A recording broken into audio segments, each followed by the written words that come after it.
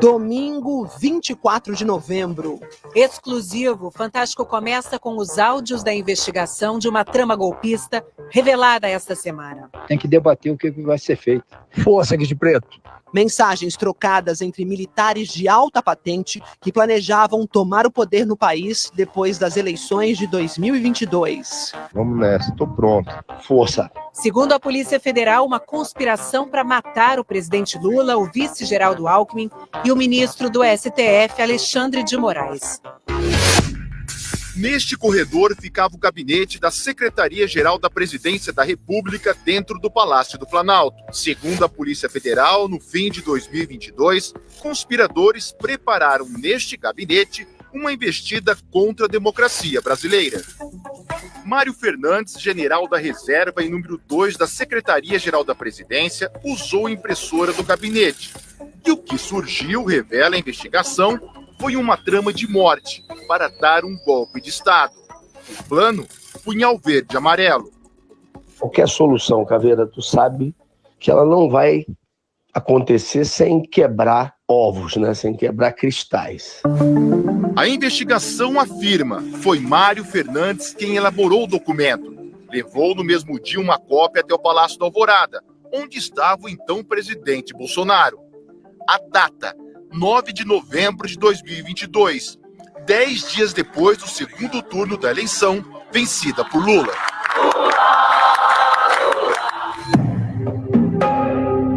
O plano previa estratégias militares, o uso de coletes à prova de bala e o tipo e a quantidade de armas necessárias para ação contra autoridades que só se movimentam com carro blindado e segurança policial. Como uma metralhadora assim que dispara 800 tiros por minuto. Um lança-granada com 4 granadas que atinge alvos a 400 metros de distância. E um lança-rojão que consegue parar até um tanque de guerra. O planejamento cita 3 alvos de assassinato com codinomes: Jeca, Joca e Juca. Para a PF, Jeca é o presidente da República Luiz Inácio Lula da Silva. Joca, o vice-presidente Geraldo Alckmin. A polícia ainda não sabe quem é Juca. O ministro do Supremo Tribunal Federal, Alexandre de Moraes, não tem apelido no documento, nem é citado nominalmente. Mas os investigadores afirmam que ele era o principal alvo. O ministro poderia ter sido vítima de sequestro, prisão arbitrária e até assassinato, segundo a PF. Além do general da reserva, Mário Fernandes, a PF diz que o planejamento também teve envolvimento direto de outros militares de alta patente. O Fantástico teve acesso a 55 áudios da investigação, todos exclusivos. Mário Fernandes se mostra exaltado em várias conversas, fala dezenas de palavrões. Tá na cara que houve fraude. Não dá mais pra gente aguentar esta tá Nesse áudio de 4 de novembro de 2022, ele alega sem provas que houve fraude na eleição. Pessoas próximas a Mário Fernandes e oficiais do Exército responderam assim. Estou pedindo a Deus para que o presidente tome uma ação enérgica e vamos sim para o Vale Tudo. Eu estou pronto a morrer por isso.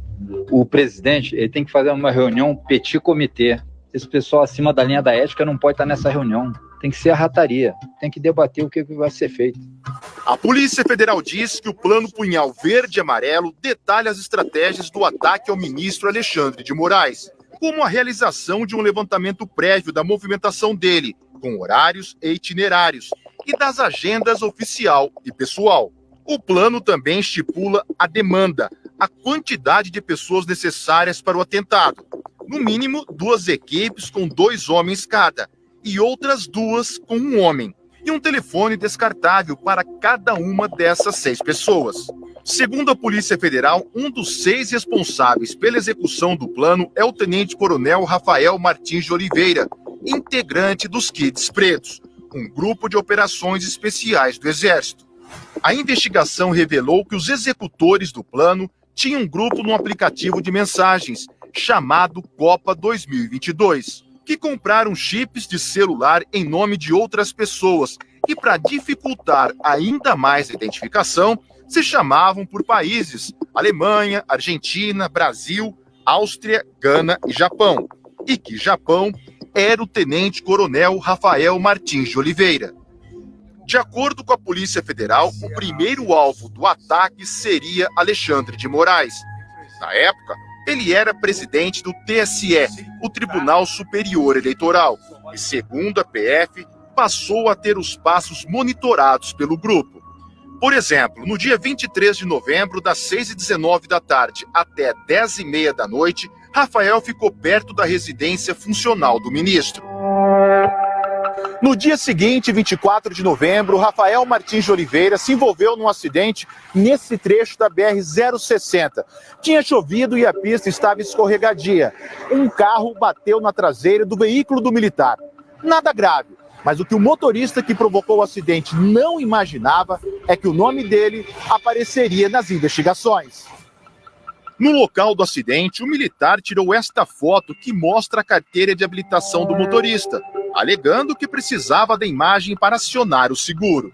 Os dados desse documento serviriam para registrar um dos chips de celular usados no monitoramento do ministro. A fraude passaria despercebida se não fossem esses dedos que aparecem na foto. O sistema, ele nos trouxe um rol de candidatos, então, à medida que o papiloscopista foi realizando a comparação morfológica, ele chegou na identificação daquela impressão digital. Era mesmo de Rafael Martins de Oliveira. As investigações concluíram que foi assim, usando um telefone em nome de alguém que não tinha nada a ver com a história, que o militar partiu para o passo seguinte do plano. Era dezembro de 2022. Apoiadores radicais de Jair Bolsonaro estavam concentrados em frente a quartéis do Exército. Muitos pediam um golpe de Estado. Nem que seja para inflamar a massa, para que ela se mantenha nas ruas. Segundo os investigadores, acampamentos faziam parte de um movimento orquestrado principalmente por militares. E o general Mário Fernandes se comunicava frequentemente com alguns líderes desses grupos.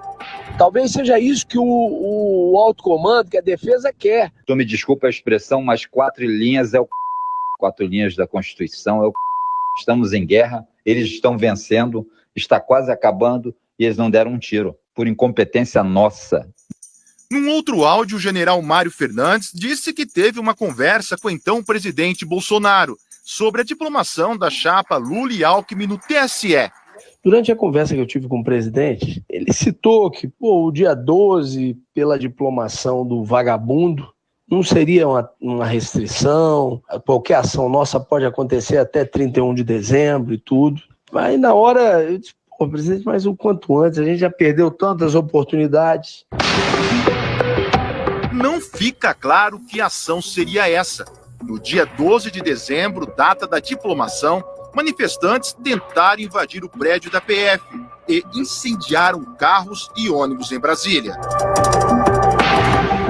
15 de dezembro de 2022.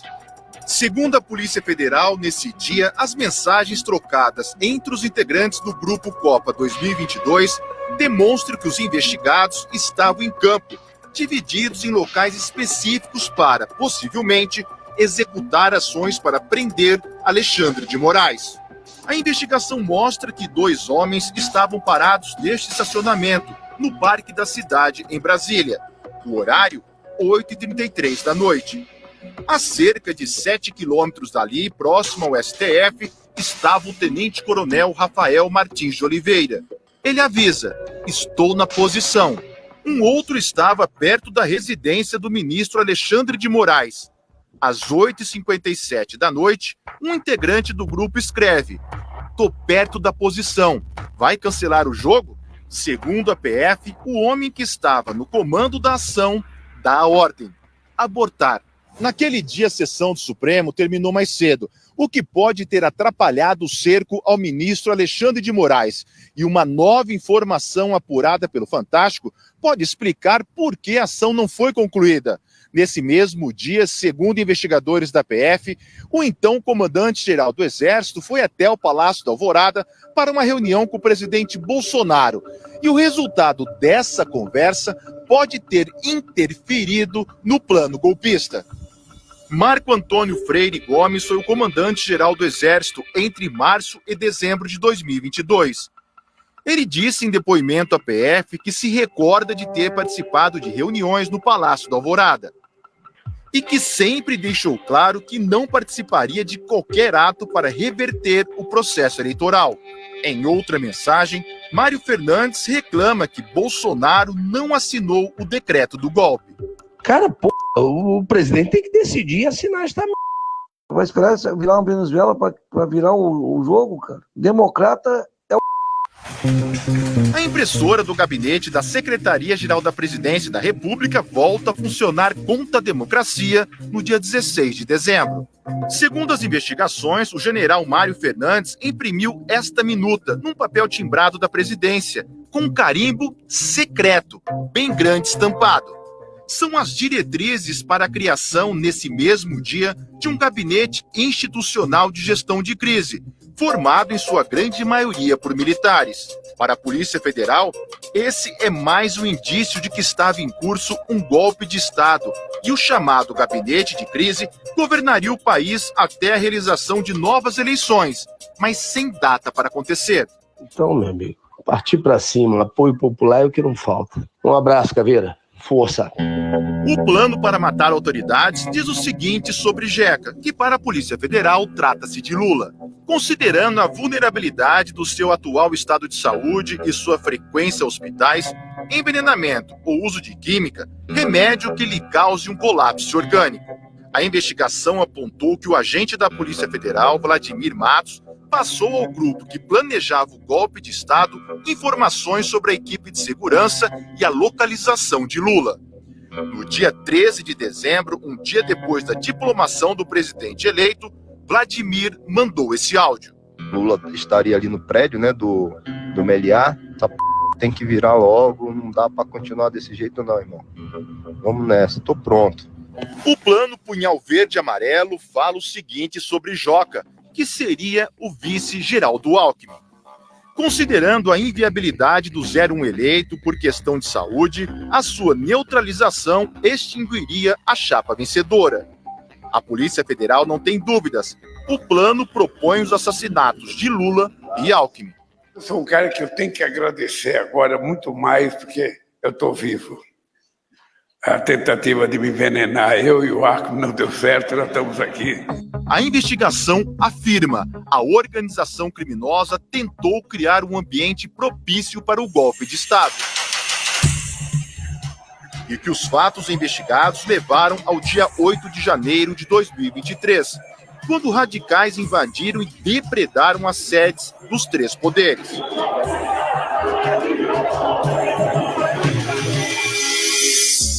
Na terça-feira passada, 5 pessoas foram presas por determinação do ministro Alexandre de Moraes. Entre elas, o general Mário Fernandes, o tenente-coronel Rafael Martins de Oliveira e o policial federal Vladimir Matos Soares. Na quinta-feira, a Polícia Federal encerrou a investigação sobre a tentativa criminosa de manter Jair Bolsonaro no poder. 37 pessoas foram indiciadas, e nessa lista também constam os nomes de Mário, Rafael e Vladimir. O indiciamento também incluiu o general Braga Neto, candidato derrotado à vice-presidência na chapa de Bolsonaro, e o tenente-coronel Mauro Cid, ex-ajudante de ordens da presidência. Uma das acusações, participação deles numa reunião em 12 de novembro de 2022, na casa de Braga Neto. Segundo a PF, o assunto foi o plano Punhal Verde e Amarelo.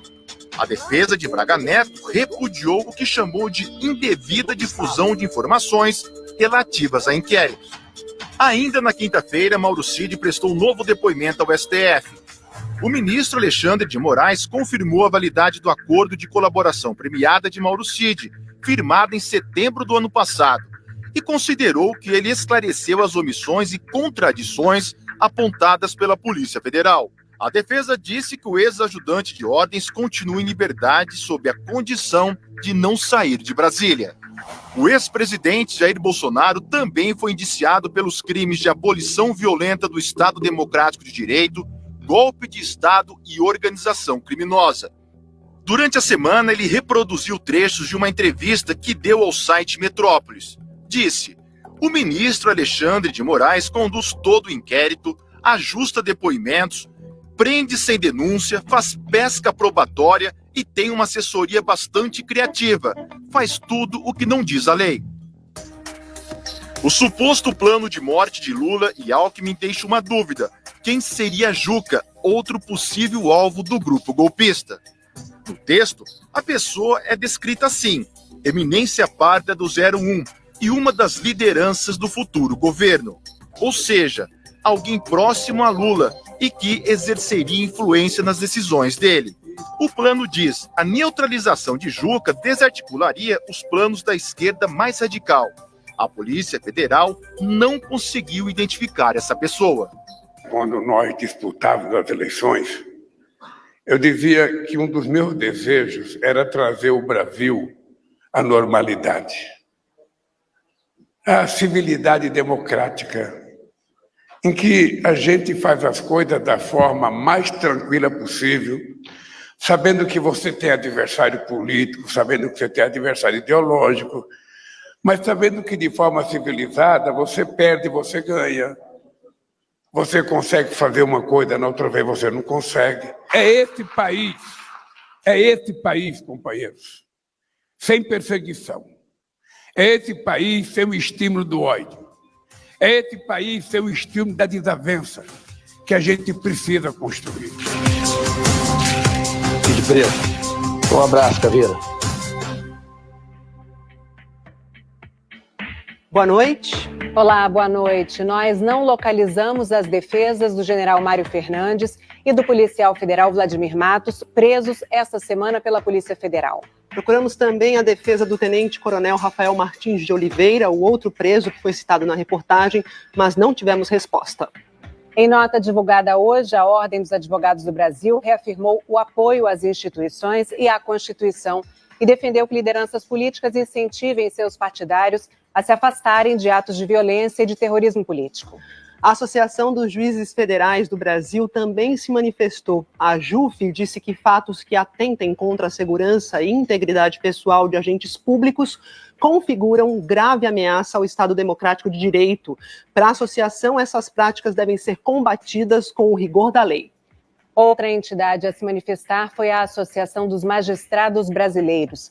A AMB afirmou que um poder judiciário independente e sem receio de represálias em razão de suas decisões é essencial para a democracia. Disse ainda que o funcionamento regular das instituições é uma garantia para os direitos fundamentais da população.